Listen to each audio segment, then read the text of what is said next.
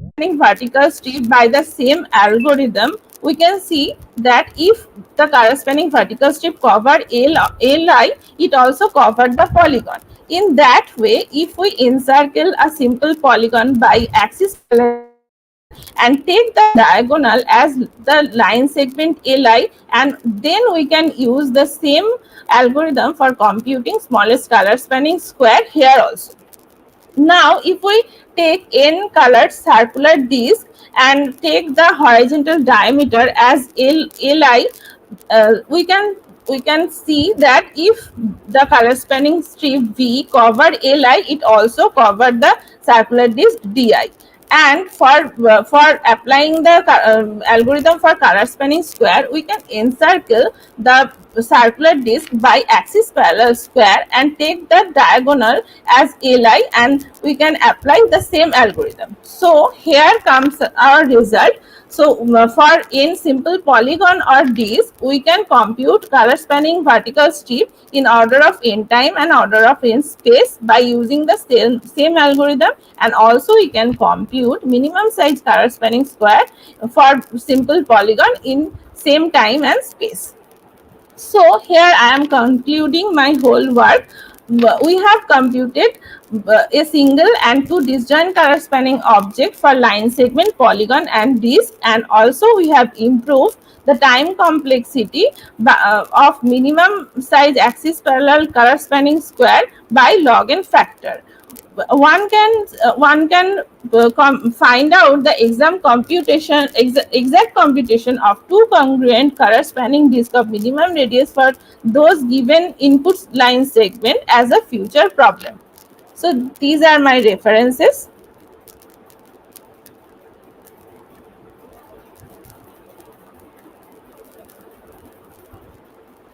Thank you. Thanks. Any question? No? Perfect. Thank you very much. The next one. Are you the next one? Okay. Any question, ma'am?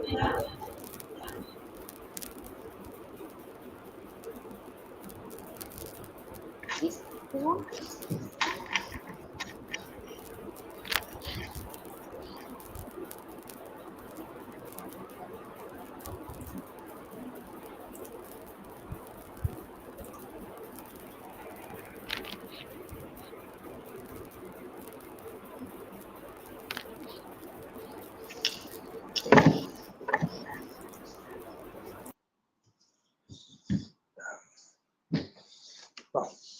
Good morning, ladies and gentlemen. I am Antonio Rinaldi from the University of Naples, Federico II, and I'm here to present and discuss with you a paper by Cristiano Russo and Christian Tommasino and myself about the use of augmented reality, content-based information retrieval approach, and link and open data in the realm of digital cultural heritage.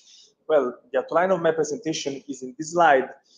I span to the motivation of our paper to the conclusion in future works. The motivation is related to the important role that art and culture has in people's lives. And in the last years, we are in a shifting to the traditional way to use the cultural heritage information to a digital point of view.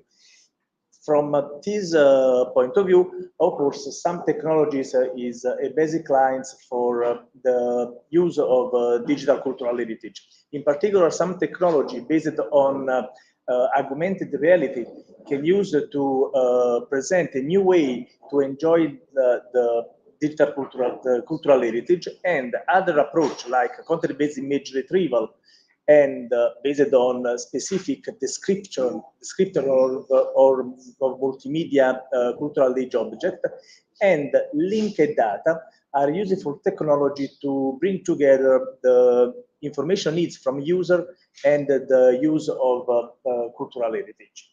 When linked open data can use it in an open way, this linked data is called LOD, linked open data. Our paper aim is to implement a framework in a mobile application that use a content-based image retrieval approach based on some local descriptors and the querying of web resources like linked open data, in particular DBpedia, to fetch information and superimpose to image, taking a picture by this mobile application and give to the user additional information. The implemented system is shown in this slide.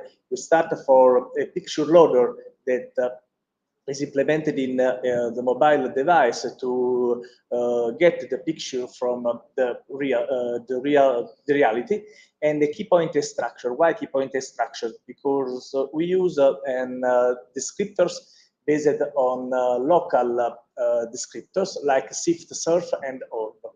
After this extraction, we have a key point marker that try to match the market points extracted for images and other points stored in our DB. In the DB, there is an ID that linked this multimedia representation to linked open data, and using a SparkQL technology, we can query and retrieve information from DBpedia. This information is superimposed to the taken picture to give other information to the user. If some pictures aren't in our database or in the used load, the user can interact to check the results and add additional information.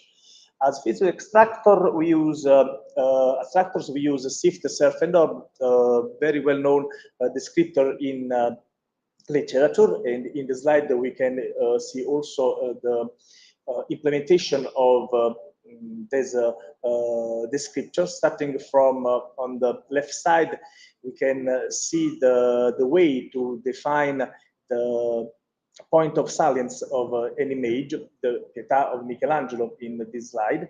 And on the other one, the other side of the picture, we can see the matching with the recognized point.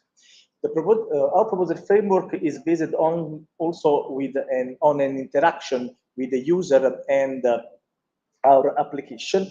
And the flow diagram is shown this figure. All start to around the user. Because we have implemented an user-friendly interface, and the user can interact with this application and in automatic way fetch information from linked open data, then from load. The user technology is essentially based on three steps architecture, three layers architecture, one based on the interface, then Android and Swift for the development of mobile interface. Then the application layer is based on Lucene, Lyre, and Solar. There are some indexing libraries to index not only textual information, but also multimedia descriptor. And we query the linked open our knowledge base by SparkQL and using DBpedia load. The case study is about cultural heritage, and we use this content-based image retrieval approach based on SIFT, and also augmented reality using superimposed text information from the DBpedia. The slide show the implemented framework. On the first picture showed a picture taken in a real chain on the Pietà of Michelangelo, and we can see also the matching of different sign points with an image stored in our DB. When the application found the best matching image, the image is related to an ID in DBpedia, and using a SparkQL query, we can retrieve the textual information superimposed to in the mobile interface. Our experimental strategy is divided in two parts. The one is related to the choose of the best key point detector, and to choose the best key point detector, we implement some transformations to images. The transformation is listed in the slide. They start for the changing of light intensity and colors, to sharing and scaling, and also to sharing transformation to try to recognize the most robust description in a real application.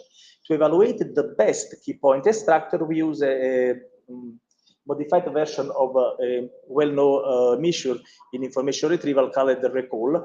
In our case, we can try to measure the ratio between the correct matches and the correspondences in our DB.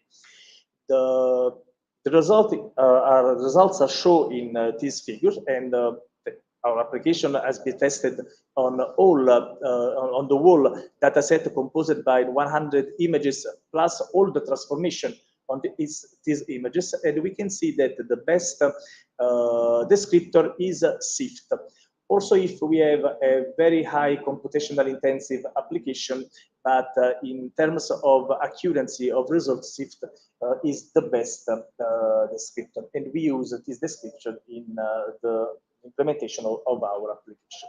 Conclusion: we have presented and implemented and designed and implemented a mobile application in cultural heritage domain using different technology from augmented reality, content-based image retrieval, and linked open data. In our framework, we integrated and combined this approach to have a useful application to user. And we also implement very interesting, we have very interesting good results about the use of SparkQL query in a mobile device. Future works, we wish to improve the use of linked open data, adding more linked open data to DBpedia domain linked open data as Europeana or ADM and so on. We want to extend our framework using other feature description, not only local, but also global and other extracted from deep neural networks. And we also investigate to use a domain crawler to improve the knowledge of our system, because of course we can have all the images in our database of all cultural heritage domain, but when our system fail in a retrieval process, this crawler can crawl the web and recognize useful information. Moreover, in addition, we want also to use other kind of structured information data structure as a knowledge graph to implement a novel knowledge base application. Thank you for your attention. Any questions? No question here, no question at all? Okay.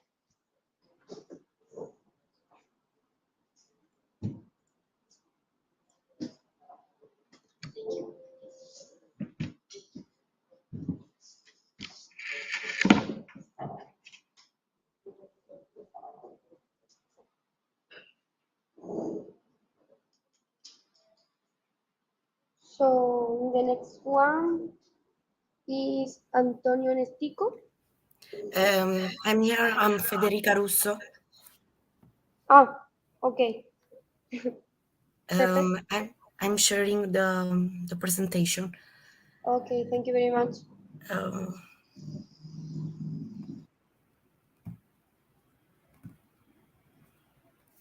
Can you see it? No.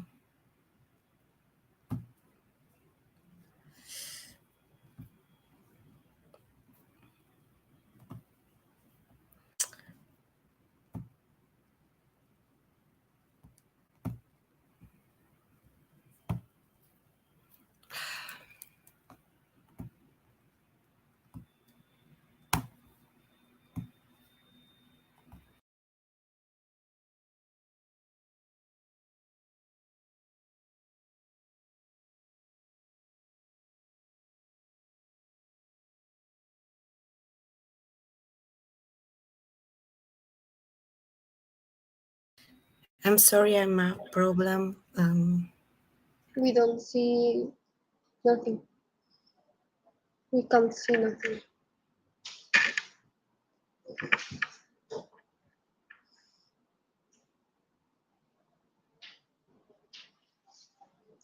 Maybe you can left the session and join again or something like that.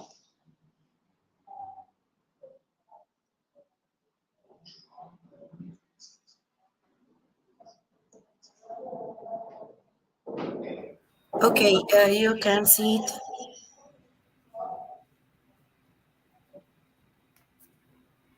You can see it.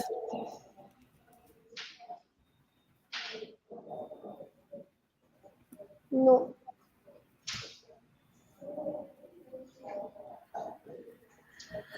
Um,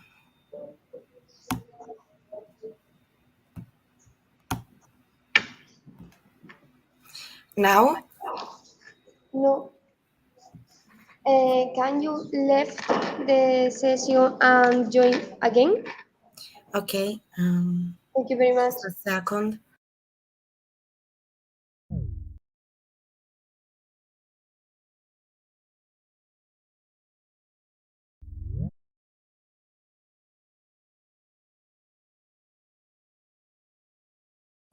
Try now. Ah, perfect. Thank you. Okay, can you see it? Yes. Okay.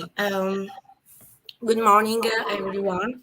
I'm Federica Russo, a PhD student in the Civil Engineering department of the University of Salerno.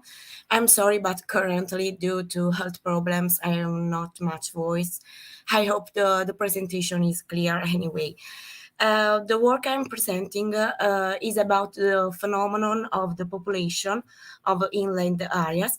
Specifically, it's a critical analysis of the historical events and investments that have characterized the inland areas of the Italian territory. But this critical analysis is paradigmatic for addressing and outlining actions and intervention strategies for different territorial contexts. The aim of this work is not only to highlight the importance of this phenomenon and its serious economic, social, and environmental consequences, but also to stimulate reflection on appropriate intervention strategies to be implemented. Um, the presentation is structured as follows. An introduction on the phenomenon of the population of inland areas in Italy and around the world, a mention of the main historical events that have influenced the phenomenon, the policy of a national strategy of inland areas put in place by Italy to counter the phenomenon in question, and finally concluding reflections. In recent decades, the population and the demographic decline are proving to be a real emergency, affecting many European countries and the entire world. According to the United Nations report, by 2015, the population moving to cities and metropolises is expected to reach 17%. Below, our wording data illustrated how the world has become more urbanized and the speed at which this process will continue in the future, country by country and region by region. Following is the global condition of the population living in urban versus rural areas in 2022, and then the world condition projected for 2050. In Italy, inland areas make up about 17% of Italy's surface area, with about 4,000 centuries falling into this category, where more than 30 million people live. In fact, as can also be seen from the representation on the left, Italy is mainly made up of villages. So taking care of them means defending the national territory. And the graph on the right shows how in percentage terms, it's mainly the south and the highland that these small municipalities are concentrated. There are many reasons related to this serious phenomenon of the population, the distance from the main service centers, the lack of efficient infrastructure and services such as education, health, sport, etc., and the lack of real job opportunities and possibilities for recreation and the meeting, especially for younger people. Yet these are places with a concentration of most of the craftsmanship, excellent agri-food production, and the unique natural resources such as forests, waterways, and crops. Places on a human scale where the air is healthy, and they are countries rich in history and culture and so on. With a reference to the Italian territory, some of the historical events that influenced the phenomenon of demographic decline and the population are reported. Specifically, from the mid 19th century, there was a strong structural differentiation of a country's productive systems. In the south, purely agricultural, commercial economy contrasted with an increasingly industrialized northern Italy. And the dramatic conditions of poverty in the area led to the largest mass immigration abroad in the history of the South. In 1950, under the Gasperi Six government, the Southern the Development Fund was founded. A public institution was an extraordinary intervention of economic growth for more than 2 decades. It's a long season of action ended with the law 1818, which came into effect in 1996. This was a policy that provided calls for projects in industry, craft, trade, tourism, extending not only to the south but also to other depressed or disadvantaged areas of the country. Um, a national strategy for inner areas policy was launched in 2013, with the goal is to reverse the current alarming the demographic trends in the country's inland areas, both in terms of the number of residents and in terms of the age and natality composition. In addition, with the COVID-19 pandemic, the Italian economy and society have been affected by an unprecedented shock in the middle of an already gradual departure from the growth rates that characterized the European average. Attention to this issue is increasing. Indeed, as already anticipated, it's a global emergency. There are many initiatives put in place to counter this phenomenon. For example, in Italy, a national strategies for inner areas policy was launched in 2013, which adopted a perimeter and a hierarchy of inner areas based on their distance from so-called poles and centers of supply of essential services, such as education, health, and mobility.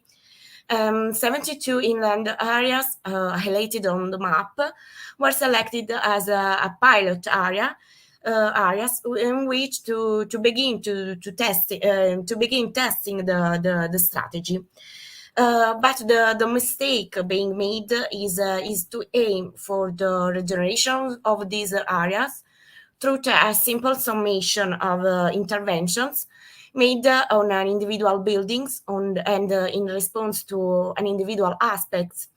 Often great attention is paid more to the care of the built then to the precondition necessary for economic development. And for this reason, there has been and there is an expenditure of resources that concretely are unable to reverse the process of marginalization of inland areas. In fact, there are funds, even investment, but there's a lack of a well-structured investment program compatible with the activities and the culture of the local population, and in step with the dynamics of the global economy and the technological revolution.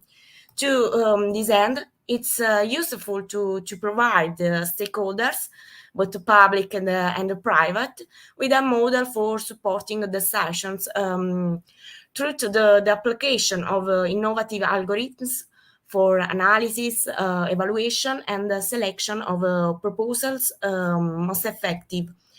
Multi-criteria spatial analysis can be a reference methodology, as it can support the decision maker in solving complex and multidimensional problems. This methodology is based on the combined use of multi-criteria analysis models and the geographic information systems. Multi-criteria analysis, in fact, allow better investment alternatives to be chosen on the basis of different criteria to be selected appropriately, and taking into account financial, environmental, social, and cultural aspects. This analysis, together with the use of GIS tools, can also take into account the spatial dimension of the problem. We are currently working in this direction, selecting useful evaluation indicators to take into account the ability of investment projects to follow different objectives. And we have selected inland villages in the Campania region, for which investment projects have been proposed, and on which there is an objective to test the analysis model we are characterizing. In conclusion, what seems to to emerge from a critical analysis of the historical events and investments that have affected the Italian territory is a lack of attention to the knowledge of the places where one is called upon to intervene, and it's necessary to resort the appropriate strategies that have a different sensitivity to assets that represent a true cultural heritage, identity, and memory.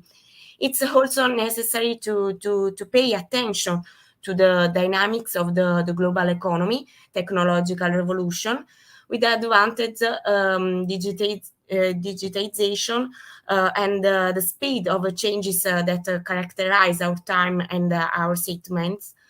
For the recovery and the valorization of small towns, it will therefore be necessary to integrate the potential of technological innovation with the existing local resources, both tangible and intangible. Thank you for your attention. Thank you so much. Any question? No? Okay, so we have finished this session. Thank you very much, everyone.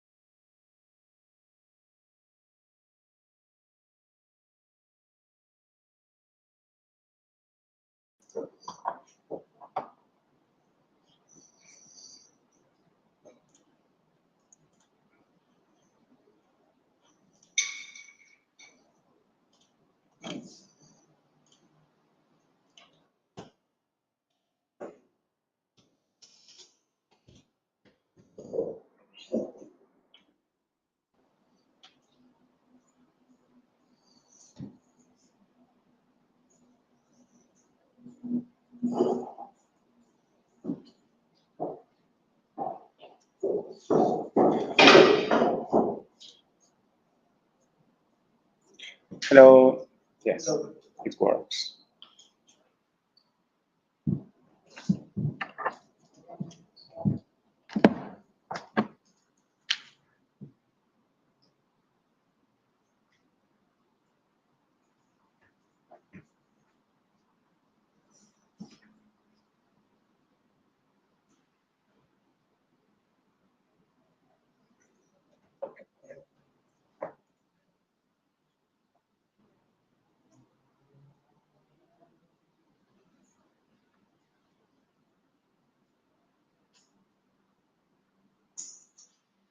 Is Vanessa Suma here? Okay. So you have the power. Please, Federico, come with me. Maybe We can stay also here, or we have to stay here. Where you want. You are free, okay. 3 minutes, maybe. Maybe we need to start because we are a little bit early. Yeah, we can wait 3 a minutes. couple of minutes and then we can start.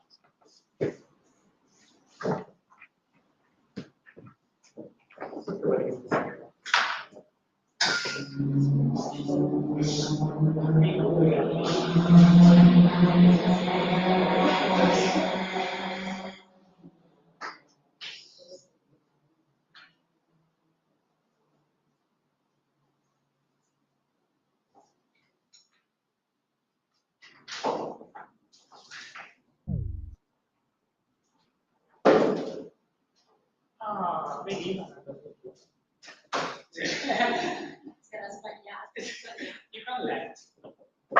Okay.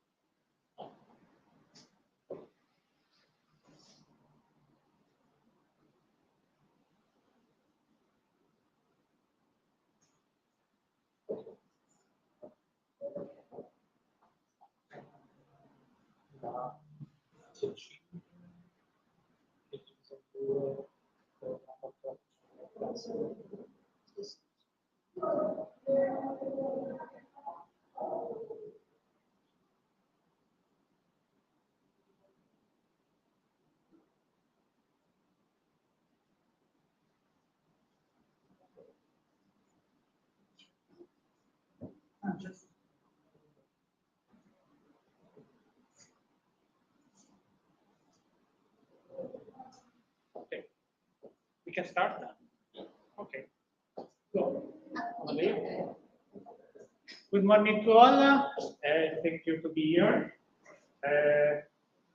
This session is chaired by me, Federico Retanna, Sassunna, Caterina Tapioli, Giulio D'Atola, and Marta Del Lobo. And this session is split in two subsessions. The first one is this morning, the second one is this afternoon. And this first part is chaired by me and Vanessa Soma. I think we can start with the first presentation. The first contribution is by Anthony Roccasuppa, Giulio Cavana, and Tiziana Vinda, entitled Supporting the European Mission 100 Climate Natural Cities by 2030, a review of tools for decision making for the built environment at state or city scale. I leave the floor to Anthony.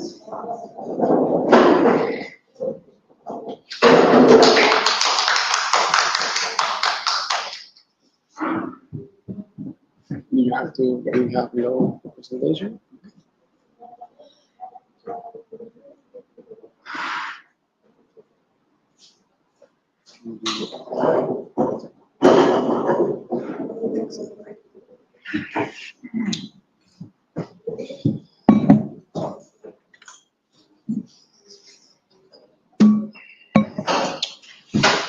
Okay, well, thank you for the introduction, Vanessa and Federico. Let's start with a question. How to get to climate neutral in 8 years? Not 28 years by 2050, but 8 years by the year 2030. Part of the answer, cities need support in development and assessment of action plans and actions. So that comes from Hovila et al. In a recent paper, in fact, the first review paper ever on the climate neutral cities concept. And that's what we're here to talk about today. So good morning all. My name is Anthony Supa. I'm presenting on behalf of my collaborators, Giulio Cavana and Tiziana Vinda. And our paper is about supporting the EU mission 100 climate neutral cities by 2030. A review of tools to support decision-making of the built environment at district or city scale. So let's start with a quick overview. First, I'll talk about the EU mission, which is called 100 Climate Neutral Cities by 2030. Second, I'll talk about our research aims and questions which support this mission. Third, I'll talk about the results, where essentially we go on a fishing trip and try to find a bunch of these decision-making tools. Fourth, I'll talk about the results, so what we caught on our fishing trip, the KPIs or how the studies measure up. Third, how the studies deal with scale. And fourth, I'll provide a conclusion last, I'll provide a conclusion and some future perspectives. So this mission, it's EU new mission called 100 Climate Neutral Cities by 2030. I don't know if you know about this, but it's just been announced in the past few months which cities are participating. Our home city of Torino is one of the selected cities. Here nearby in Malaga, Sevilla was another one of the cities selected. And there's 100 cities total in all of the Eurozone countries, plus 12 cities outside the EU. And essentially, what's the idea?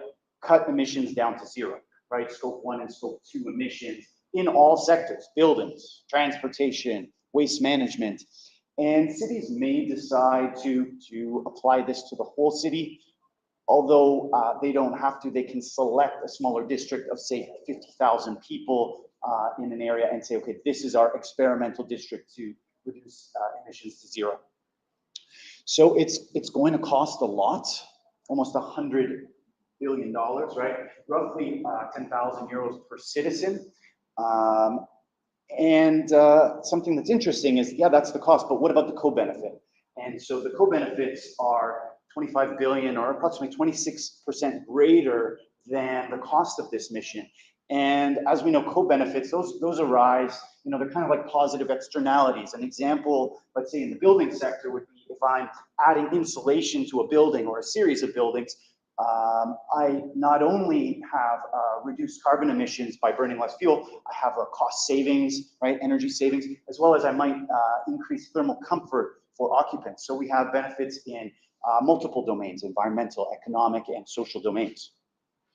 So our research here, it focuses on the building sector, which we know that's because the building sector plays such a huge part of the role. The building sector is responsible for 40% of energy consumption and 36% of emissions in the EU.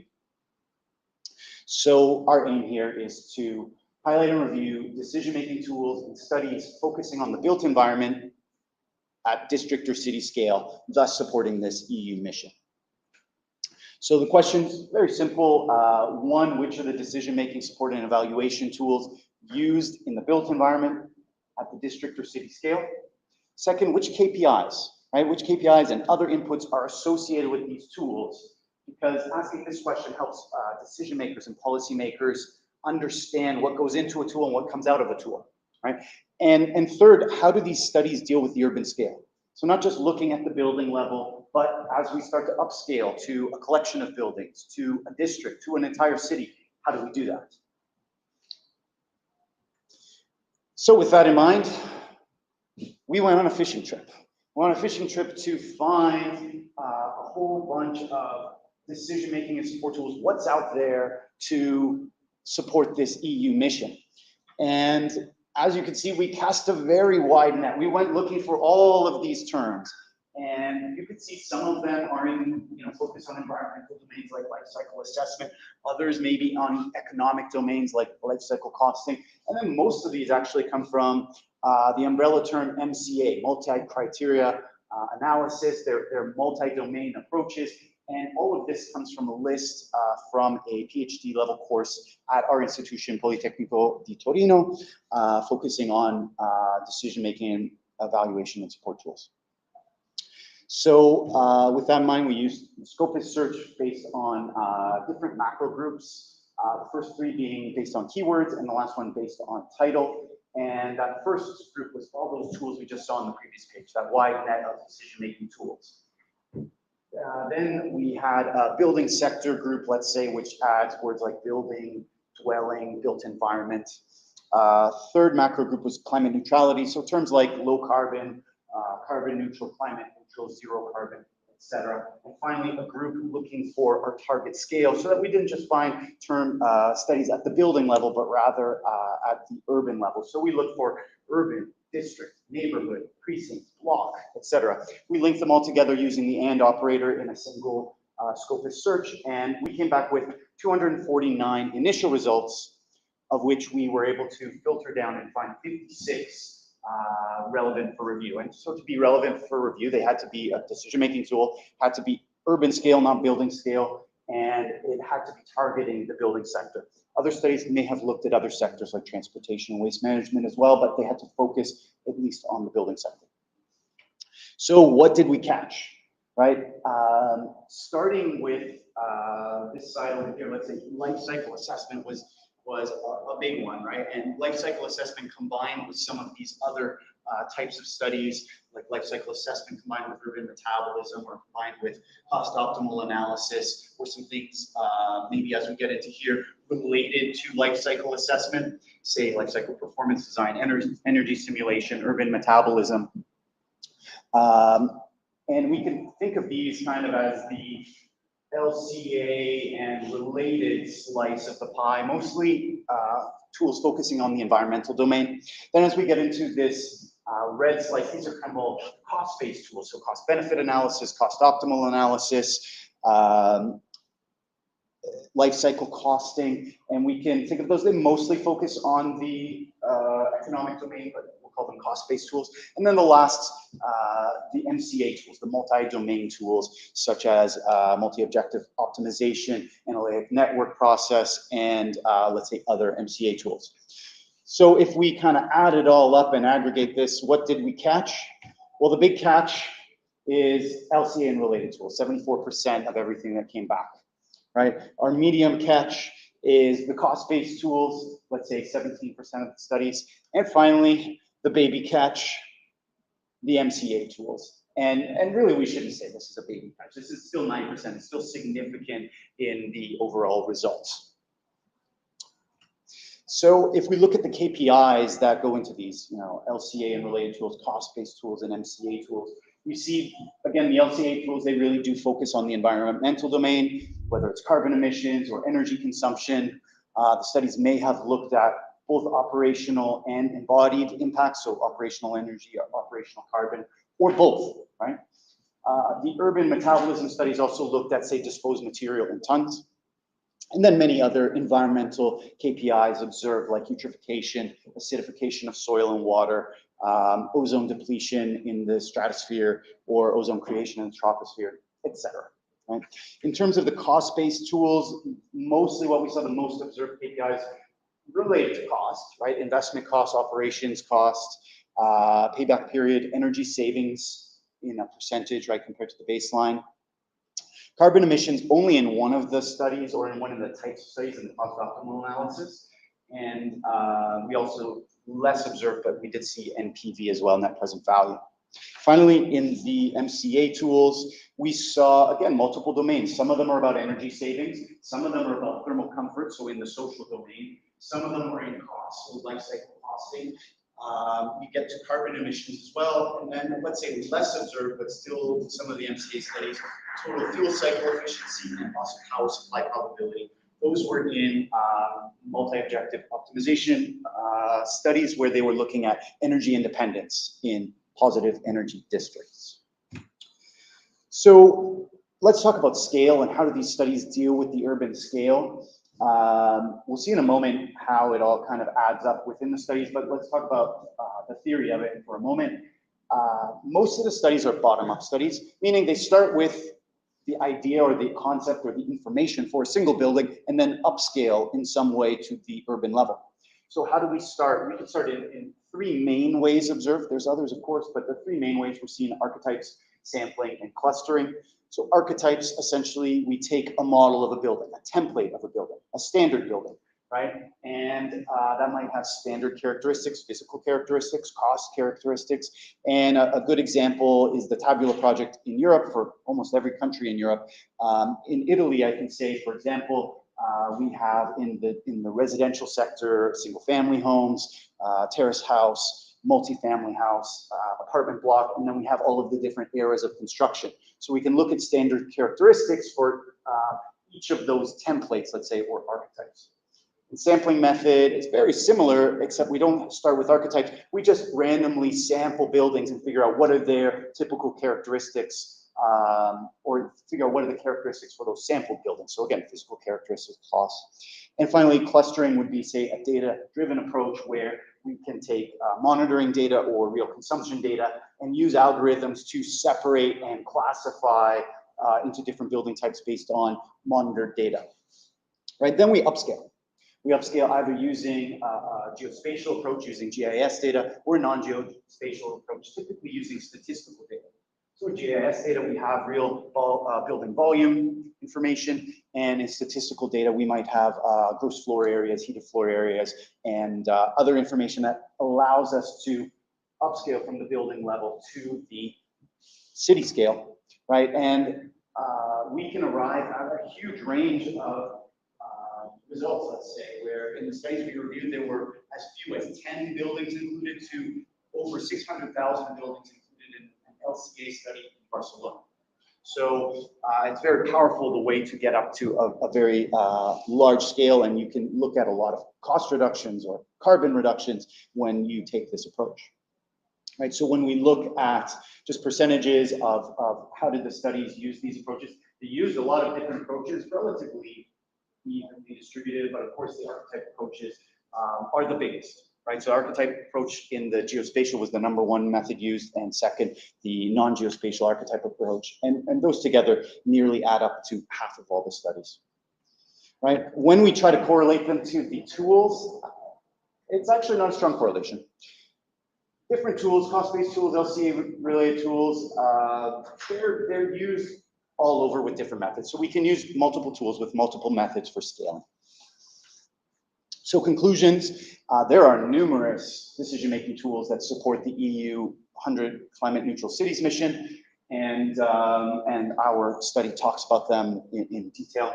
So the methodology we use, it has pros and cons. On the pro side, we use this keywords and then title macro group approach. How do we use the standard abstract keywords title? We would have come back with over 3,000 results, and so many of those just not at all related to this field. So we took a more refined approach, let's say, to filter down quickly. Of course, the cons, we could have missed some results.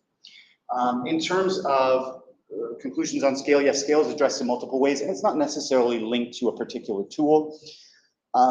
In terms of what's the big catch, we already saw LCA is the big catch, but there's significant use of cost-based tools and MCA tools. And initially we were surprised how much of the studies, or what a percentage of the studies were LCA tools. But on one hand, that's surprising. Perhaps on another hand, it's not so surprising that LCA focuses on carbon reductions, and we were looking specifically at tools to support a low carbon future. So one note though is, LCA alone may not capture these co-benefits. Again, we said co-benefits arise when we make energy efficiency improvements, and we may have other environmental domain benefits or benefits in other domains like economic and social. And the EU estimates those as value 26% greater than the cost, and LCA may not capture that. Right? So therefore, future perspectives to capture the value of co-benefits, future studies can continue to combine LCA with other tools or take on multi-domain approaches, such as many of the tools falling under the umbrella MCA. One thing we didn't really talk about, but urban building energy modeling, UBEM, it's a complementary tool to LCA. It also captures carbon emissions, energy consumption, and we didn't really focus on that in this study because, well, we're focusing on that elsewhere, and we didn't want to have duplication across, let's say, multiple reviews. But that is a large subject of what I'm studying with my PhD right now. Another just future perspective data from building monitoring or IoT devices or the digital twin paradigm. That may add insight in the future where we could compare models to real monitored data. And then last, since our challenges, they're not merely technical in nature. The only thing stopping us from 100 climate neutral cities by 2030, it's not just technical in nature. So taking on these multi-domain approaches may help us get there. And new MCA approaches even suggest adding in the pillars of culture and governance to the typical triple bottom line approach of environmental, economic, and social to have a better and more full valuation of benefits in trying to achieve this very challenging mission, EU 100 neutral climate cities by 2030. So I thank you so much for your attention, and I'll be happy to take questions. Questions?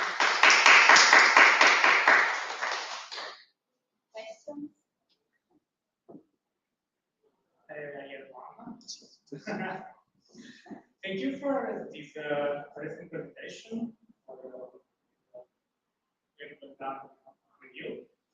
Do you think that the next step would be, for example, to review the approach to measure the input data that could be useful to include this evaluation tool, like integrated analysis, cost-benefit analysis? So it would be interesting developing a review about the technique used for the calculation, the measurement of these co-benefits. No, I mean, that's a great idea. I'm just getting started in the world of MCA, let's say, and so this paper was one way to do that, and I certainly plan on getting much further into it. So that's a great idea, and I'll keep that in mind.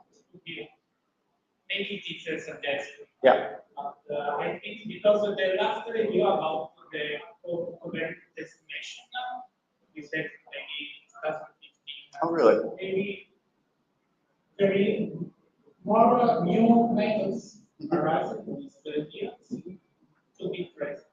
I like it. Thank you. Yes, please go ahead. I have really appreciated these contributions of the calculation of this report. What do you think to the possibility to integrate, for example, BIM modeling within this matching between life cycle assessment and CDS? Since you would deal with the city scale, I think it could be an opportunity to have a multi-scalar approach, but without losing the detail that can be provided by less assessment. What do you think about it? Well, I think it's great if we can have that kind of data, and as we evolve, certainly, like, we can lead the way with government projects, with green procurement projects, which require creation of an as-built BIM model at the end of the project to be handed over to the owner, and perhaps also shared, kind of like the way we share GIS data on a city level. The more we can have that available data, of course, the more we increase the accuracy. In the meantime, it's largely missing.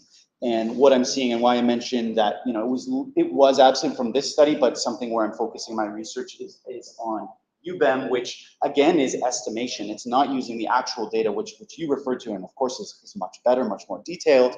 But there are various UBEM techniques arising to, again, estimate, much using those similar approaches we talked about: archetypes, sampling, data-driven method, and then upscaling using other software tools, let's say.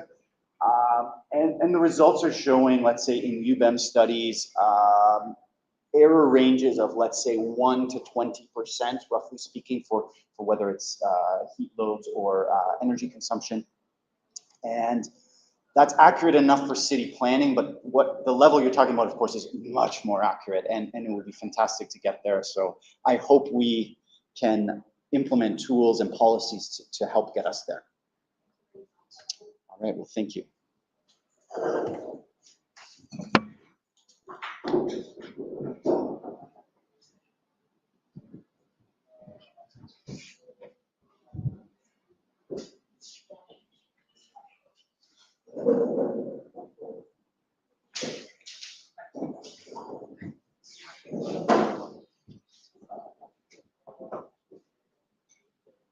You uploaded the presentation. So we can go to the second contribution. This second presentation is proposed by Vanessa Puma and Francesco Pittau, and it is entitled Urban Metabolism, Definition of an Integrated Framework to Assess and Plan Cities and Territories. So, Vanessa, the floor is yours. Thank you very much. Good morning, everybody. As Federico Elan has said before, this is, let's say, positioned research studies that was born in the context of the integrated course of tools of sustainability assessment that is taught by me and Francesco Pittau at Politecnico di Milano. It was born according to the results that emerged according to the researches and projects developed by the students. And so the opportunity to deal with complex research topic that is the urban metabolism and the role of sustainability assessment tools in tackling the increasing complexity and uncertainty of urban territorial systems. Amidst the several sustainability tools, we have selected particularly the life cycle assessment and the family of multi-criteria decision analysis in order to build a theoretical integrated framework to envision sustainable, resilient, and circular solutions. Particularly, this positioned research study is addressed to, more in general, decision makers, but also spatial planners, technicians, and freelancers actively involved within planning and assessment procedures. And for this presentation, I'm going to follow this structure. About the framing of the problem, as you know, the environment continues to deteriorate caused to the ongoing climate change, but also the several human pressures that compromise the state of the environment and its components, thus compromising the ability to produce ecosystem services, to have unhealthy soil, and also to have a good quality of life. And decision makers are ever more interested in reading the urban territorial transformation according to metabolic filters. And so we think that sustainability assessment tools can help to develop interdisciplinary and multidisciplinary frameworks to tackling complexity and uncertainty. But before focusing on the tools that we have selected, let me present you some pills about urban metabolism. Urban metabolism is not really new in scientific literature. It was first used in both industrialized systems and biological metabolic systems in terms of resources and waste flows from anthropogenic activities. This concept has been recently adapted to read urban territorial systems. And as you know, in this map, the increasing attention has produced several contributions all over the world. Here we just select some meaningful, let's say, publications that underline the ability, as Anthony has said before, the ability, for example, the life cycle assessment to be combined with the dynamical modeling or the machine learning, or to develop novel integrated frameworks to deal with urban metabolism. So tools for sustainability assessment can effectively support the policy design in the context of spatial planning management, and thus promoting the cradle-to-cradle transition and shift to more sustainable and resilient and circular planning and ensure a good Anthropocene. The tools that we have selected, as I've already said, are the life cycle assessment and NCDA, because they are able to deal with a wide range of complex problems with interdependencies. The first one is written as a powerful technique because it's able to calculate both inputs and outputs flows for material and energy over the course of their life cycle, and promote the transition toward the circular economy at various spatial levels and addressing the complexity of metabolic processes and systems. Whereas the second one, the MCDA, can help decision makers in dealing with the uncertainty, subjectivity, and multi-stakeholder participation, as well as in the selection of the best sustainable solution, and provide a classification of the alternative scenarios to solve the problem under investigation. The matching between the life cycle assessment and MCDA can provide an integrated framework for spatial systems, the co-design and assessment. About life cycle assessment, this is the side of my colleague, but I try to do my best. As you know, life cycle assessment is a method to track the generation of pollution, resource consumption, and that assesses them with a systemic perspective. Over the last years, emerging developments in life cycle assessment moved from an approach addressed to the product development or company assessment to a more cohesive approach to support decision-making in environmental informed decisions or consumers in their responsive choices.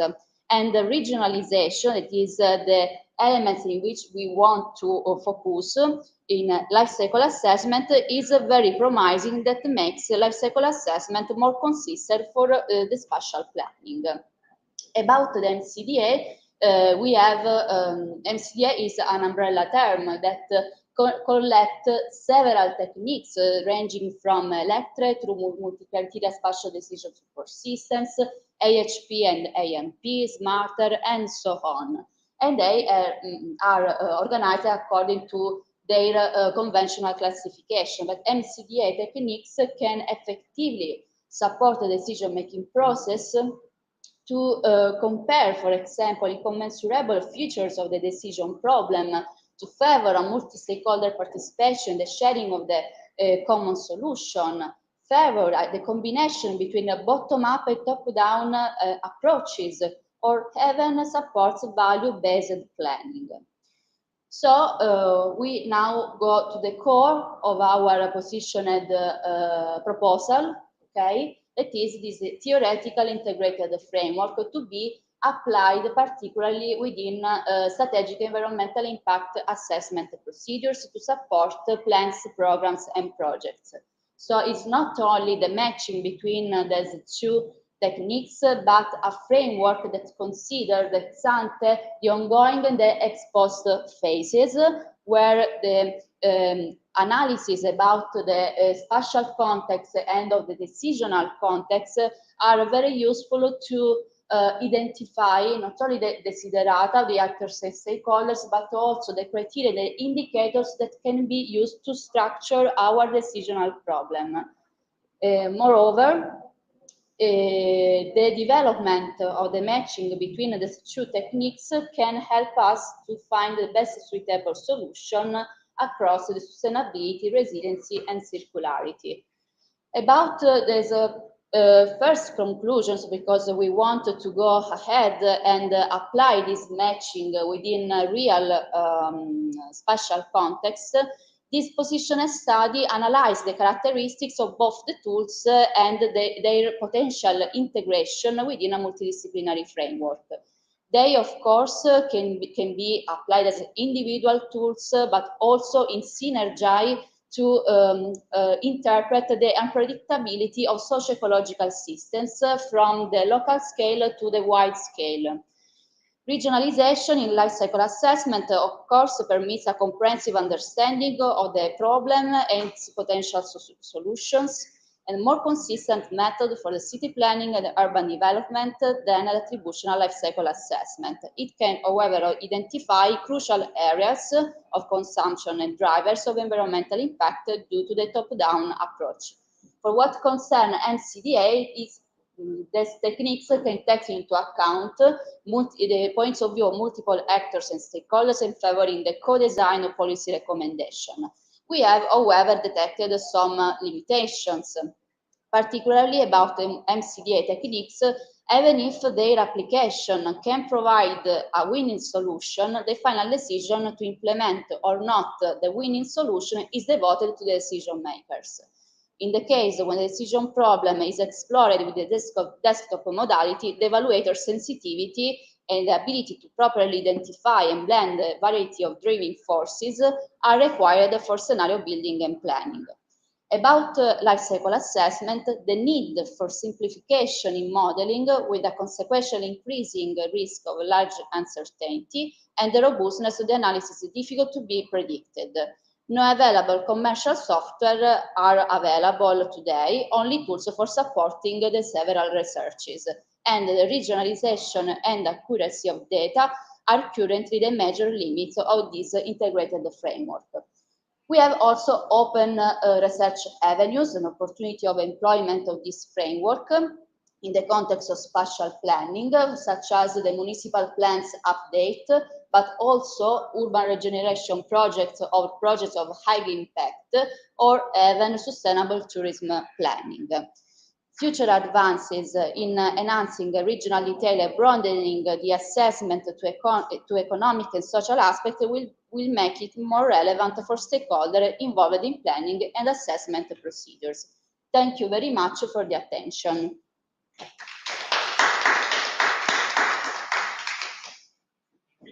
Vanessa, any questions from the audience present or online? I don't know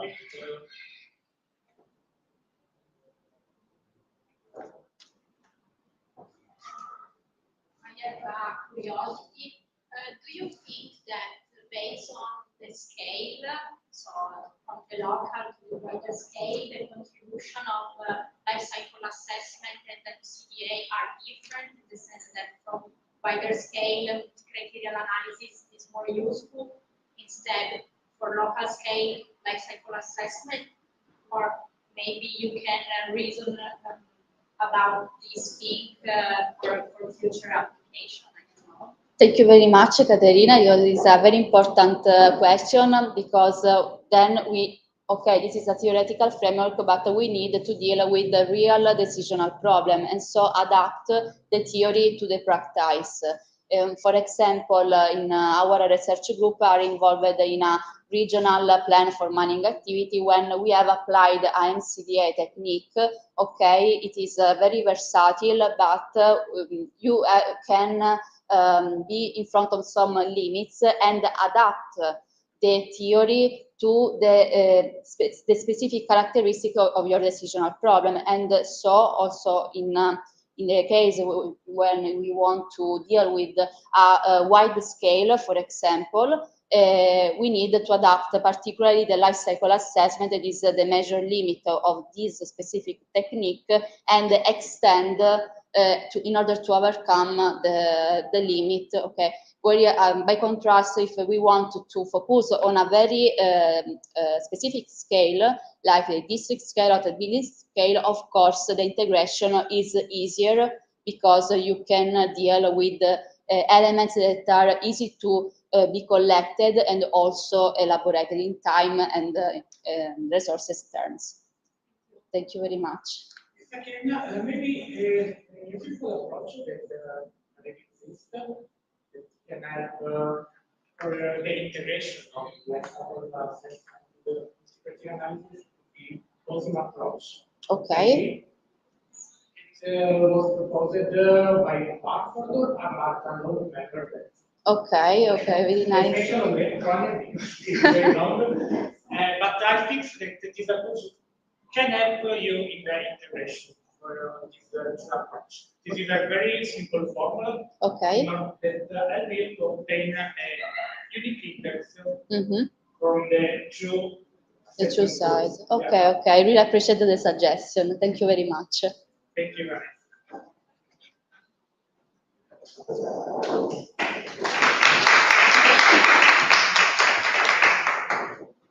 And now we can move with the third contribution. It's represented by Marta Bottero, Caterina Caprioli, Giulia D'Avola, and Nadia Caruso, entitled Assessing the Impacts of a Social Housing Project through the Community Impact Evaluation Methodology.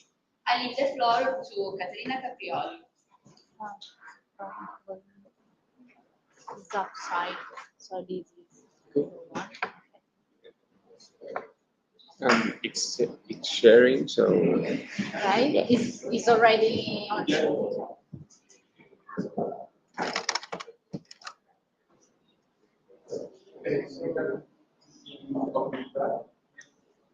Occultar tecnica.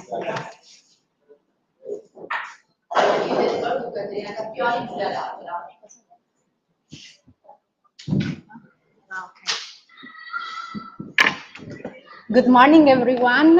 I'm Caterina Caprioli from Politecnico di Torino, and with my colleague Giulia D'Avola, we will present an application of the community impact evaluation for a real-world case study in the city of Turin, in particular for the development of a new social housing project. The research specifically explored the potential of integrating SWOT analysis, stakeholder analysis, and community impact evaluation methodology. And in particular, the use of community impact evaluation in the context of social housing assessment is quite new, is in the sense a novelty, in the sense that community impact evaluation application are generally applied for more common development project or for the estimation of cost and benefits for cultural heritage conservation and for supporting the design process of a project, of course. In our case study, instead, the focus is on the investigation and the increase of acceptance and satisfaction of citizens and the different stakeholders for the project under investigation. After the description of the goal and novelty previously mentioned, the presentation will be structured as follows. An introduction will frame the research in the wider context of sustainability achievement. Then a methodological section contains the description of the integrated approach proposed that combines SWOT analysis, stakeholder analysis, and community impact evaluation, giving particular attention to the development of a community impact evaluation. Then the application section contains a brief description of the case study of the Mary project in Turin, in Italy, and then, of course, in detail, the application of the integrated approach. Finally, a conclusive section contains the main findings of the research and the future perspective of the research that is also ongoing. The definition and the support of policies, housing policies, are becoming even more complex in the last years, because in the past, housing policies were completely managed by states, but when public resources start to become limited, in particular in Europe, public and private partnership have assumed even more strategic importance. And these two parts, the private and the public one, start a closer relationship, dividing the different duties and also the economic part. And for this reason, the analysis, the assessment, and supporting housing policies definition has become more complex, needed to be considered both the economic part, but also the social and environmental ones, and the different perspective, from one side the private one, and from the other one the public one.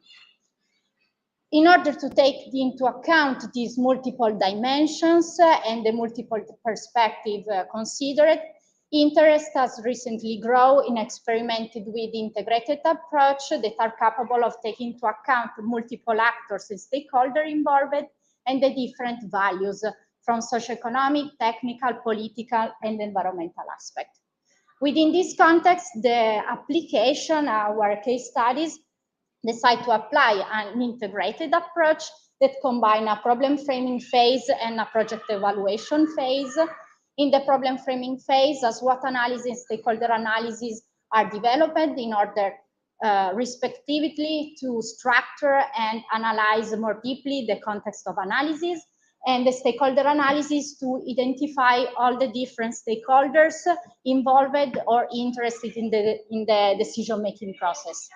On the other hand, community impact evaluation are used in order to identify the different positive and negative externalities generated by the project, and also identify the relationship of the project objectives with the different views of the stakeholders involved.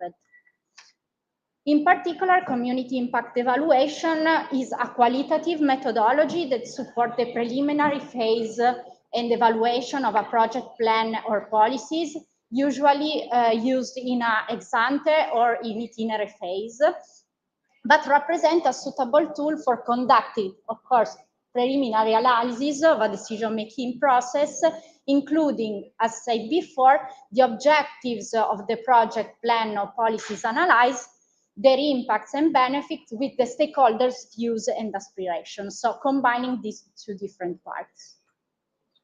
Generally, community impact evaluation is composed by three different parts, different steps that in our research was highlighted and improved by the use of SWOT analysis and stakeholder analysis. In particular, the first step related to the analysis of the project plan of policies is and the analysis of the context was increased by the use of SWOT analysis. Then in the second step, all the stakeholders are listed and mapped,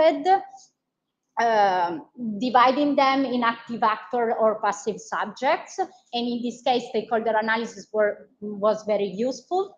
And finally, the third part, that is the core of community impact evaluation, combining the project objective with the stakeholders' aims according to three categories of impacts that are monetary, non-monetary, and mixed. And in particular, the evaluation of these aforementioned impacts is conducted for each stakeholder and for each objective by filling an intersection grid that is called a coaxial matrix that uses a qualitative scale.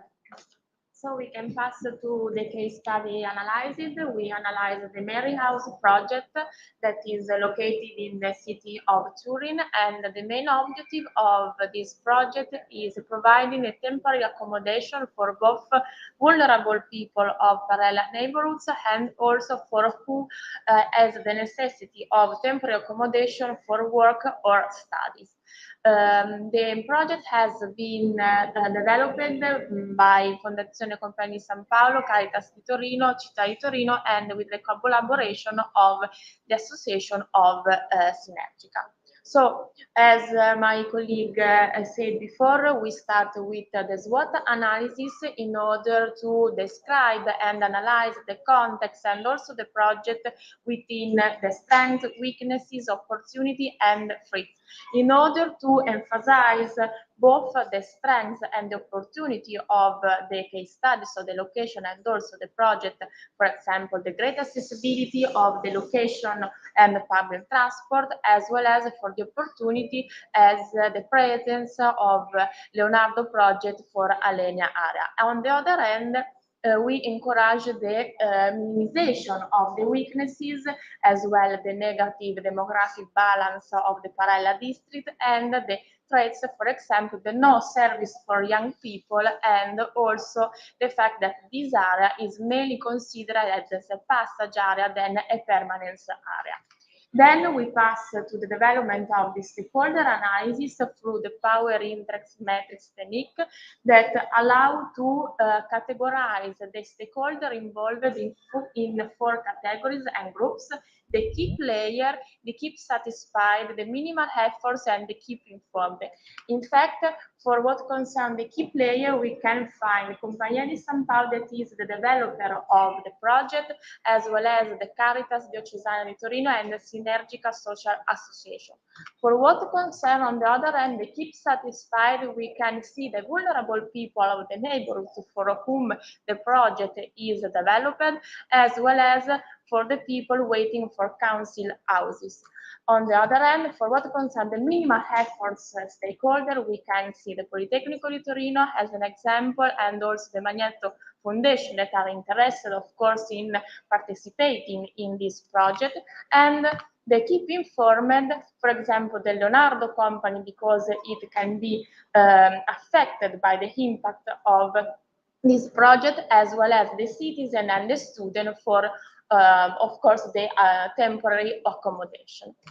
Thus, we can pass to the main evaluation development, that is the community impact evaluation. First of all, we list the general objectives of this project, because it is necessary to underline that the topic of housing deprivation is related not only to the difficult to access to the real estate market for the people, but also it is related to the topic of the employment, the social, the well-being, and also the cultural opportunity in the cities.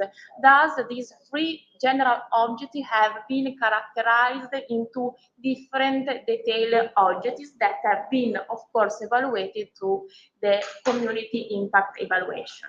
In fact, we evaluate these general objectives within the details 1 through this impact, and as Caterina said before, we analyze the both monetary and non-monetary impacts, with the financial impact that include all the costs and the revenues of the project, as well as the fiscal impact that concerns the fiscal advantages of this project, and the economic impacts that collect the benefit that the public and private stakeholder can, of course, indirectly gain from the project, the social one that refers to the social benefits generated by this project that involve the citizen, the quality of life, the well-being, and so on.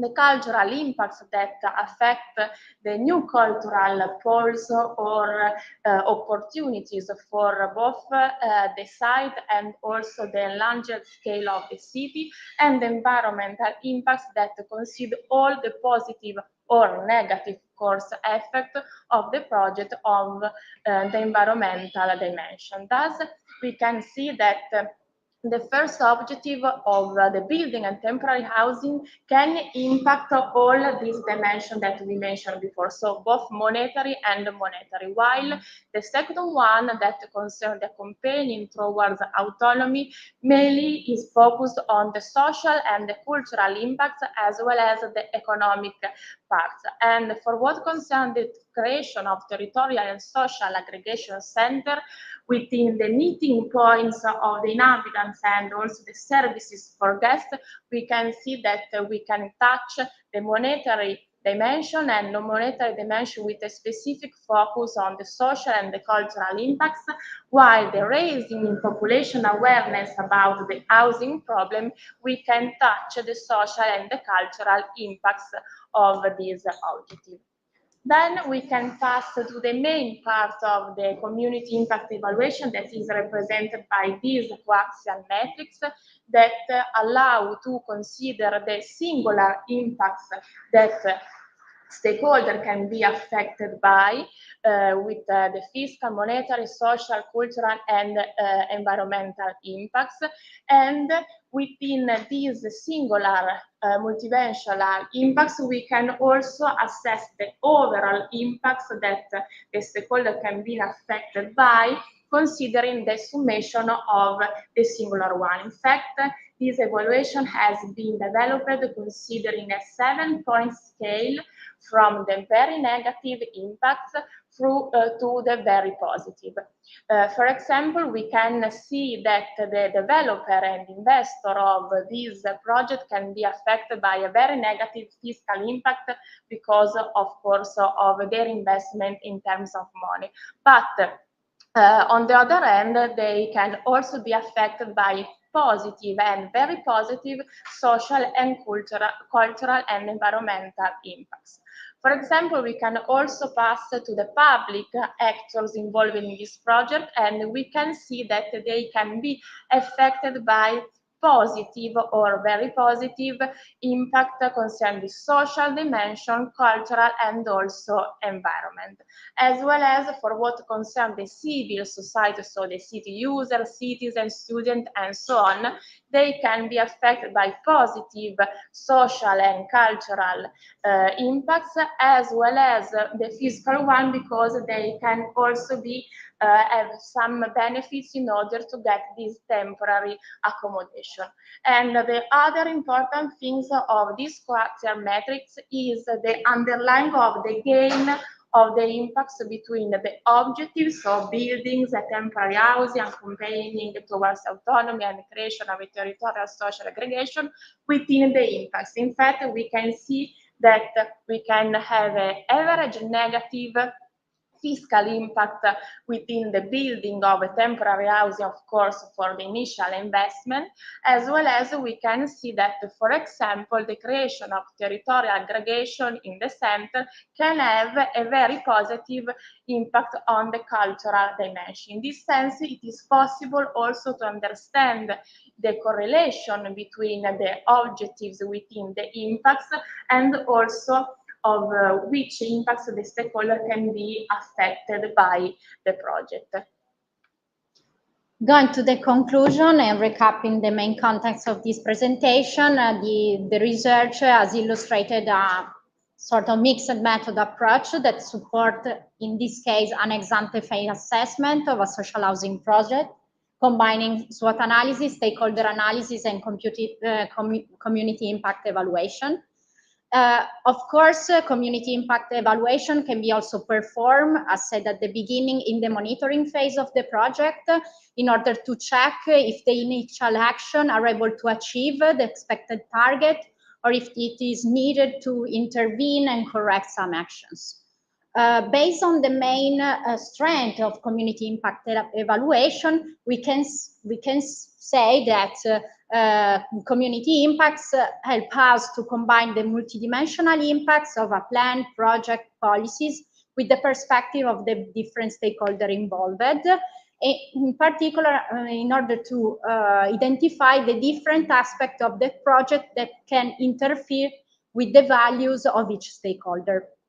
Of course, this kind of evaluation contributes in this specific case studies to increase the community engagement and evaluation of the real needs of the citizens and the different perspective of the stakeholders involved, supporting the achievement in a more general way of the sustainable development of cities and our communities.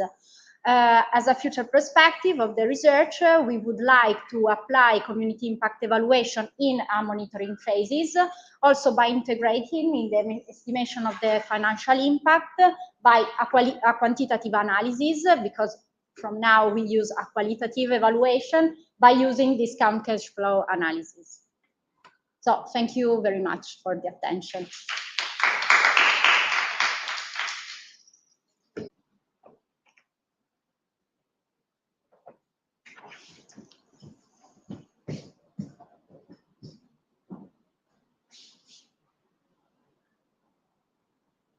asking if they hear us, but nobody's talking, so I'll just say something. Can you all hear us?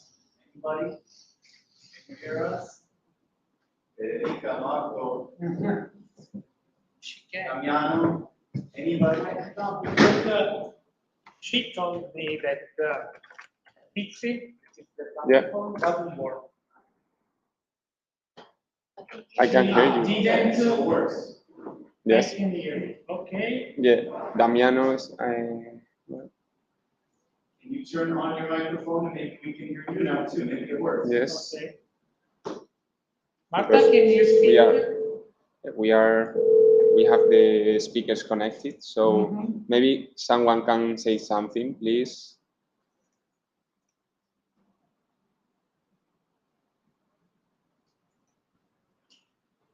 Everybody else is on mute, so take it off mute.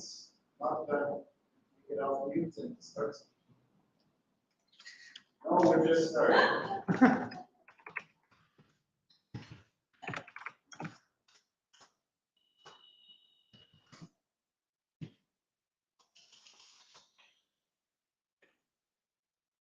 Marta, I guess she cannot speak, no?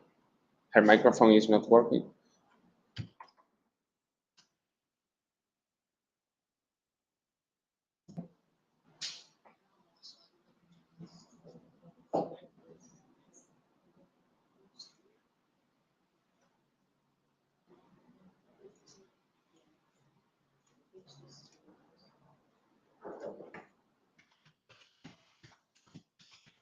She told me that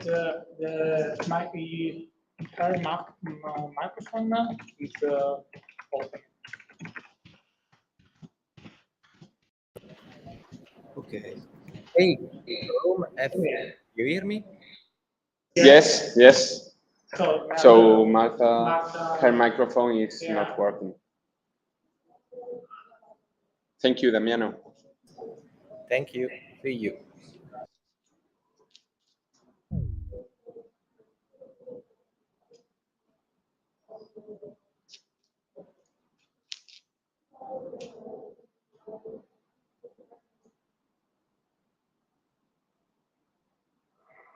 Marta, have you tried to change your microphone? Like here, you can see if you are speaking when changing the slides.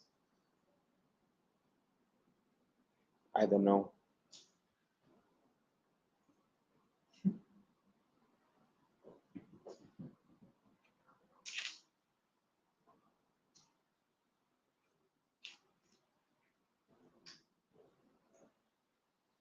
I tried to change Safari. Okay.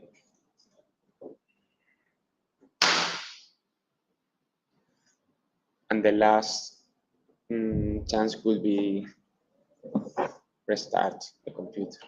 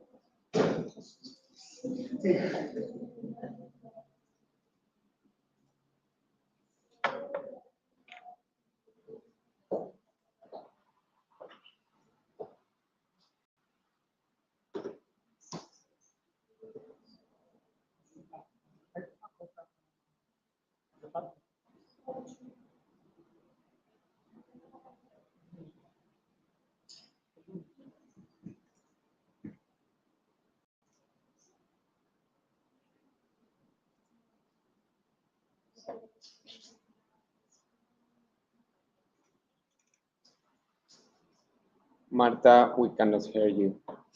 may you reboot your PC? Maybe it could work. The last thing I can suggest you, or maybe you don't have the right permissions here.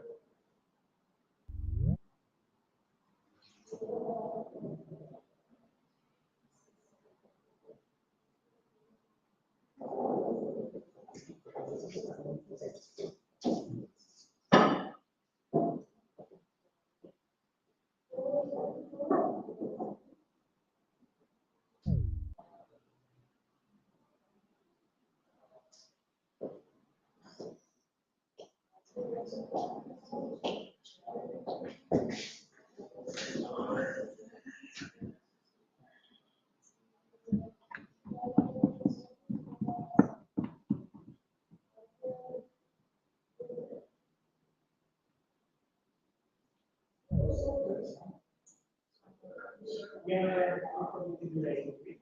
The session shows up 10.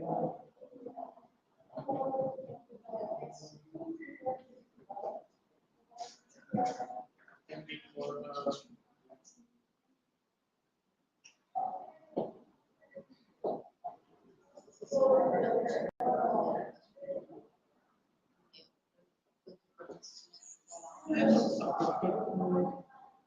Damiano non ha avuto il problema.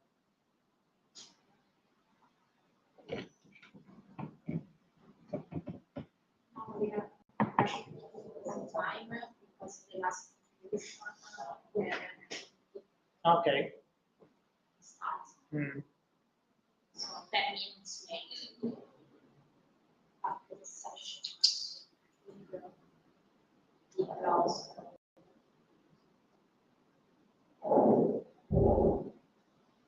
Good.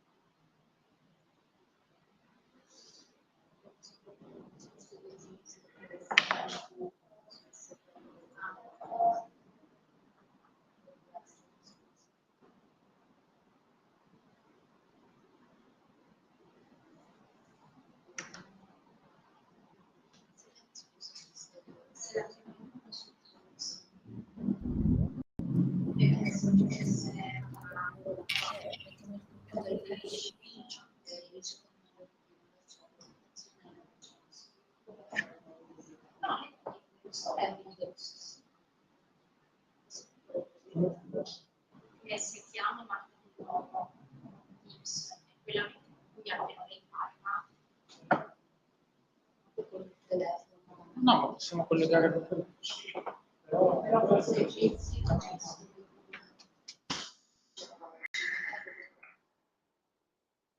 Questo è un computer e dei padri. No, è proprio un problema, perché io sono collegato. Ma ci interessa se ci chiama su una piattaforma.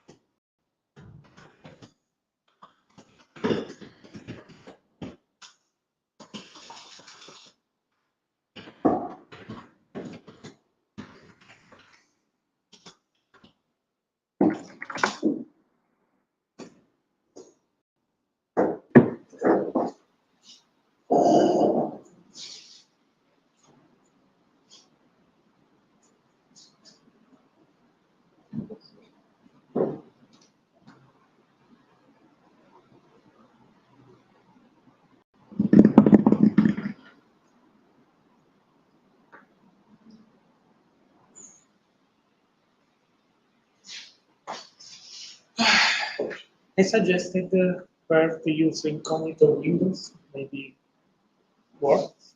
I don't know. Yeah. I don't know if she's checking the microphone she has connected.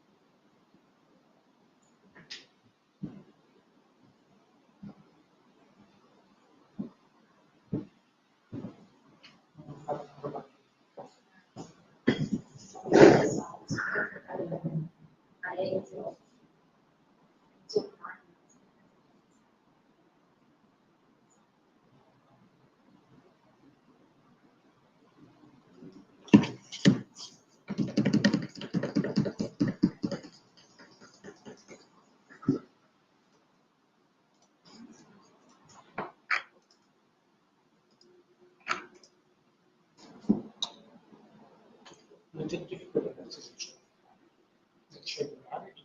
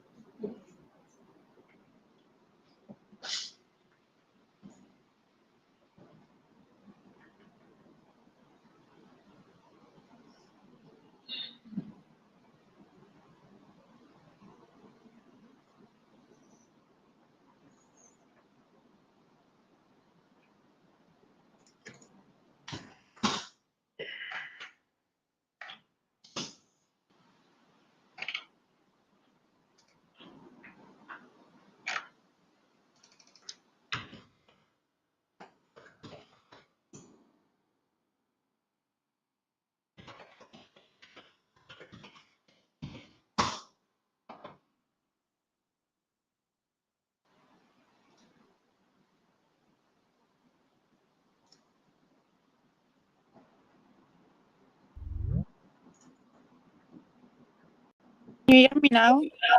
Yes.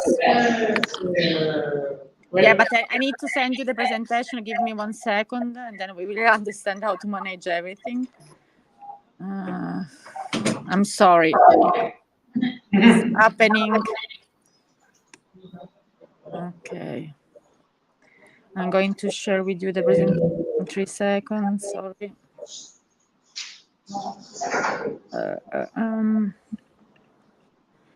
X.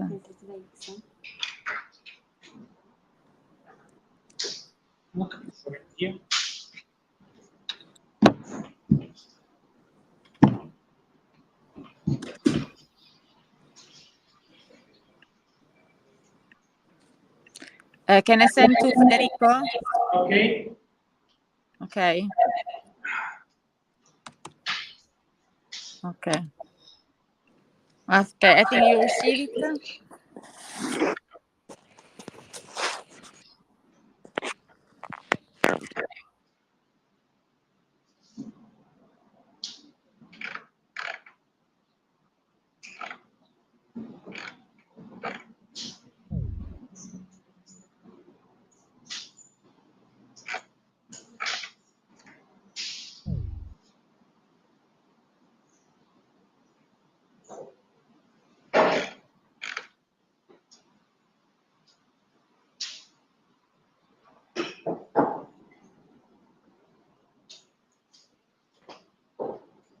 I will share the presentation for her. Okay.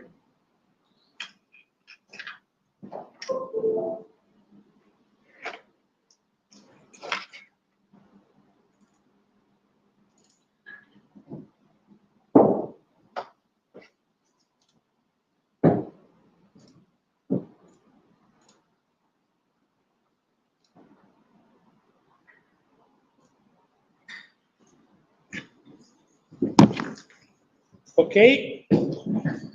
Marta, can you hear me? Yes. Okay.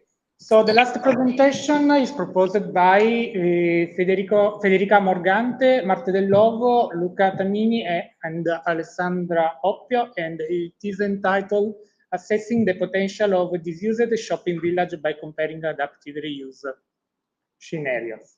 So the floor is yours, Marta. Yeah, Federica will start with the introduction and then I will go to the conclusion. So I'm going to leave the floor to Federica and thank you for the patience for waiting for us. Okay, thank you very much. Good morning, everyone.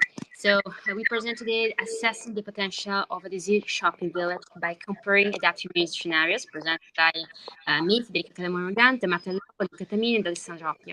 Okay, directly in the presentation of the work, I can ask you to turn the slides so we can see the outline.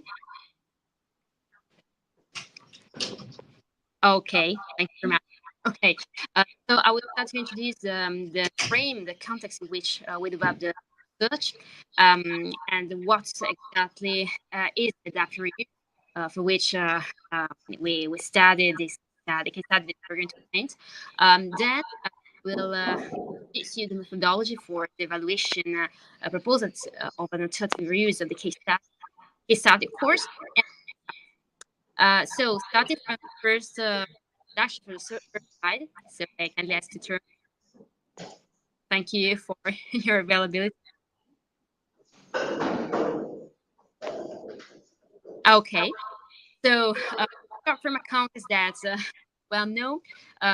We're in front of a scenario that is for the sake of investors of very type of economy fields in front of uncertainties. These uncertainties brought mainly by different factors that are affecting all types of economies and supply chains. So climate change, disasters, market inflation, geopolitical crisis, COVID-19, and so governments, but also any type of companies are forcing to reach some new criteria, given also from very well known today at the European level. Accomplish investment with sustainability, and in the case of real estate investors are looking for something that corresponds to the criteria of sustainability in terms of social, economic, environmental accomplishments of some goals, the so-called 70 SDG goals, and the circular economy category. Particularly, investors are also, let's say, tend to find a new solution of adaptive reuse of buildings, or find optimal investments that will face also very fast challenges, including fast digital, is guiding the real estate investment also in this period. So at this, we can proceed to the next slide, please. Thank you. Okay. So, what is the proposal of the case study? So, the third objective we are proposing is to provide, framing the concept, provide the methodology, guys, the decision-making process. So, decision makers in considering a proper use of those assets that are particularly to the categories of industrial, productive, wholesale, that were in reality one of the most affected categories of these transformations, and are part of the, let's say, suburban and peri-urban scenarios of cities. So they will play a very important role in the revitalization of these peripheral areas. When we talk about reuse, considering also the transformation that we're encouraging, but also through the very constant sustainability, we're considered adaptive use, and here I recall the Department of Environmental Heritage description. The process of changes are disused or infected a new item that can be used for a different purpose. So the fact is that not to waste more ground, not to expand the grid, but simply to find optimal reuse of those buildings that have any more. Okay, thank you very much. So we can proceed.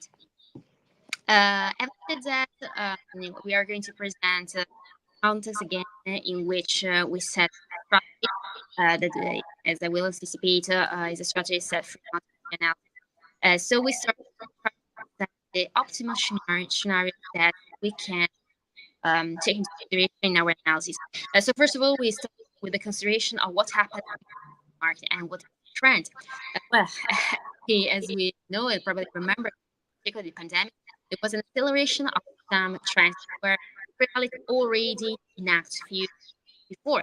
To sum up, commercial buildings outbound are decreasing the interest for investors, while all that assets pertaining to logistics or that related to e-commerce or that's digitalization are finding a new increase. Particularly during the pandemic, we know there are very famous companies like Amazon, Sun, e-commerce get the opportunity to split up and increase the number of even big building, little building, but devoted to logistics and digital factory. So, having included this, we can turn to slide. Next one. No, is maybe okay. So, in this context, idea was to help the decision makers to find proper decision. Typically, criteria was one of the techniques that they propose in this scenario. Is that is used to frame to help the decision maker in a multi practice. So, what different scenario takes that can impact, and as it really can help frame this multidimensional analysis. So, starting through the flowchart, as you see, the methodologies is very familiar. So we start with a problem the first step, in which issues recognized, and after issues recognized, objectives are set. Then there's a very important aspect that is the design of alternatives. In our case, how to reuse the case study that we're going to and then including through the design alternatives have to be met against the criteria that are set their performance once the objective has been set. Performance assessments, in this case, Marta will can explain you better, being assessed a level for each system in order to understand the ability of each scenario to achieve a specific objective that was set. Then standardization. In standardization, simply we try to having assigned a alternative, we try to align all alternatives to set a sort of dimensional comparison ranging from 0 to 1, depending on the performance to higher equivalent to 1. And then the weighting aspect. In this, we use the weighted sum model to weight the alternatives that we're going to present. Then we have the final part aggregation through in these we performed it through a compensative model, and finally, the analysis is concluded generally with a sensitivity analysis. So to test the strength listed as the best one, depending on these parameters. And having said that, I'm sorry, we do not fix anymore the methodology as before. So, in the next slide, the is that in which we reason on the adaptive review. Of course, it is a analysis applied positive dimension. It should be adaptive real data. The case study that we're going to present is the Shippingville SHRE case study in between Milan and Bergamo, not part of Italy, across one of the most used and popularized that way Okay, in these these village didn't found as particularly before the rising before the pandemic was closed. It's a very huge area of main floor building. All of them have a huge extension, minimum 3,000, 34 thousand square meters. All of them in concrete, reinforced concrete and prefabricated units. So the idea was to have the owner of this area, that was the main stakeholder of reference, to frame the back. So how we the first scenario? Of course, scenarios were set mainly through the interaction of the stakeholder, but also for considering some specific characteristics of the market pertaining to the area. So the area was regulated by the zoning plan of PGT, Lombardy PGT, local PGT. We had to take into account that allowed commercial activity and logistics in that area, but also encourage to use new buildings instead of existing structure. The area, of course, we have also to take into account limits provided by the zoning plan, and we have to take into account that there were too much commercial centers around the area, so the catchment area was very reduced. So at this point, we decided to form possible and plausible scenarios that were logistics, a data center, research so following the web of the transformation proposal, and the of local waste and intermediate level waste storages. These were the scenarios.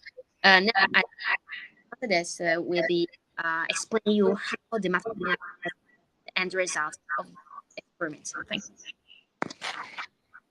So, hello everyone. So you can go to the next slide. So we are going to apply the methodological framework that Federica was explaining before.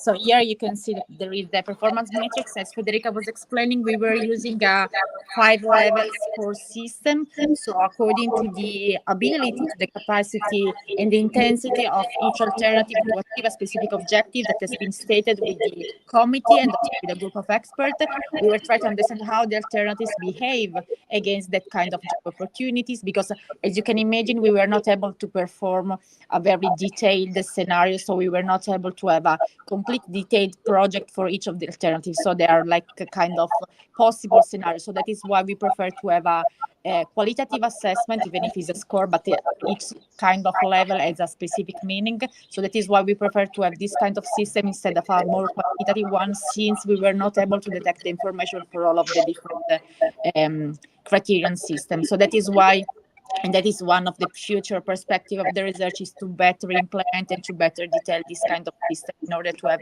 maybe a more complete, and maybe also for what concerns the cost, that could be something that could be better detailed, since all the different functions, of course, are different from the existing one, from the reason why the building has been realized. So that is why there is the concept of adaptive reuse, so that we are going to have a new function within the building that we are analyzing, and this is also the aim of the committee, actually.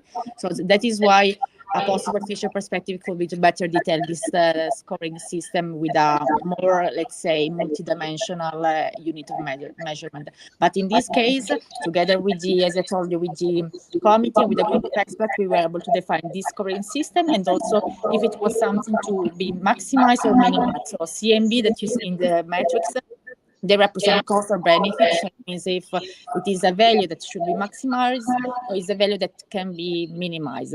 As you can see for the slide already, there are both the partial result and the final result. We were using for the standardization, as you can imagine, all of them a linear function, max standardization, while for what concerns the aggregation, we were using the weighted sum. In this case, we prefer, but again, in agreement with the committee, with the main stakeholder, and also with the expert that have been involved for realizing this scenario, we decided also to have a neutral scenario. So it means that all these criteria and sub-criteria that are involved in the process, they are going to have the same importance. And that is something that maybe could be better analyzed in the future. So you can see already from the slide and from the graph that the logistics is the one that is performing is with a high level of score for most of the dimensions that are involved.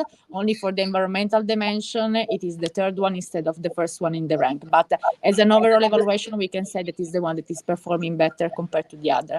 The worst one, so the worst scenario that, of course, we are going to exclude from a possible evaluation is the nuclear storage. So also this is something that is a possible result of the multi-criteria analysis, could be also a combination of different functions. But by reading already this partial result, we can imagine that the nuclear storage system is something that can be excluded since it's the one that obtained the lowest evaluation. If we can go to the next slide, we can see that we were performing a sensitivity analysis in order to validate better and to understand the internal robustness of the analysis. So as you can see, we were performing the what if scenario, in which we were in this case assigning weights, but assigning weights with a kind of reason behind it. So we were assigning time by time and a year importance to one of the dimensions involved. So as you can see, we're going to see an economic scenario where the economic dimension is going to have a 60% of importance, while the other 2020 is going to, the 40% is going to be divided equally by the social and the environmental dimension. And then in the social one, of course, we assigned a 60% of importance to the social dimension, while for the environmental, 60% to the environmental dimension. As you can see also from the sensitivity analysis, we can confirm that the logistics, so the alternative that was already the first one in the neutral scenario, still keep the first ranking.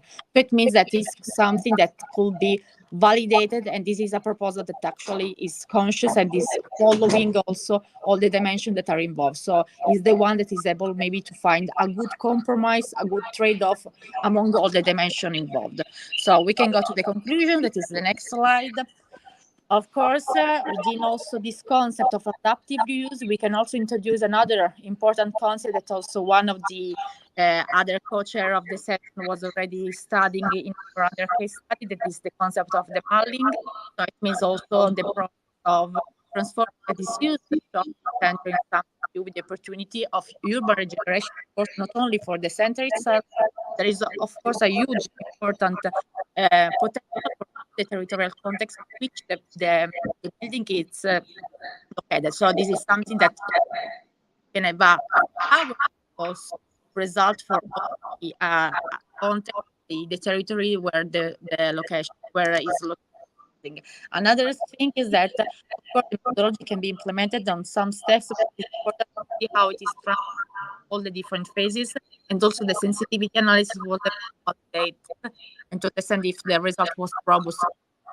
As I was introducing before, we can better analyze the criterion by using different units of measurement, especially for the quantification of cost for the transformation. And then maybe in this case, we were developing the alternatives to the regulation, according to also the opinion of stakeholders. That could be the participation of citizens or other scenes. This kind of project can impact on the city, the whole society, and also other kinds of actions. So that it's important to have also to visit their opinion. So thank you very much. We are here for question or answering to possible doubts. Thank you, Marta. Sorry. Thank you, Marta and Federica, for the presentation. I ask to the audience if are there any questions? I have a curiosity because we had some acoustic problem, so maybe I lost this information. But I want to ask you how you have defined the qualitative performance of the alternative. Have you interviewed some expert? Or, yeah, we are defining both the value tree and also the scoring system with a group of experts. So for each of them, we were interviewing an expert that has a specific competencies among that kind of topic, and we were defining the scale. So the scoring system is defined according to the ability to achieve a specific objective, and each of them has a specific meaning. So it's not only medium, low, but there is also correspondence to specific objectives, so to specific characteristics that should be present. I think that maybe, I don't know if it's present in the paper, but we have all the report with all the different definition of the criterion. Okay. And also the alternative for that? Yeah, the alternative have been based according to the regulation, so the normative. So we were reading the plan of Bergamo, so we understand what is possible to do and what is not possible to design over there. And then also the market, because as Federica was explaining at the beginning, the logistics is something that after the pandemic situation was a potential scenario with many potentialities, actually, many potentials for being implemented. And then also it was according to the opinion of the owner. So that are the main, let's say, reason of selecting these 4 instead of 5 or 7 or 6, for example. But as I told you, that could be something that can be implemented at the end. So in the future, a better detailed analysis, we can maybe try to understand also the opinion of nearby citizens that are living nearby or other public institutions, private bodies, in order to understand if it is something that can work also according to their needs and expectation. Okay. Any question from the audience present or online? I don't know. Maybe not. Okay. So thank you. Sorry, this kind of problem at the beginning of the conference. Thank you. Thank you. So, okay, that we can close this first part of the session. We will see in the afternoon for the second part. And so I think, Marta, I don't know if you will join us in the second part or not. No, because I told you we are now in a conference and then we are leaving, so we have our flight. So, like also since I am sharing this session with you, I'd like to thanks also all the presenters, all the scholars that submitted in our session. I'm sorry to not be there, but I was already at the conference today. But thank you very much for there and for the session. So I'm thanking also my colleagues. Bye bye. Bye bye to all. Let's see. Enjoy the conference.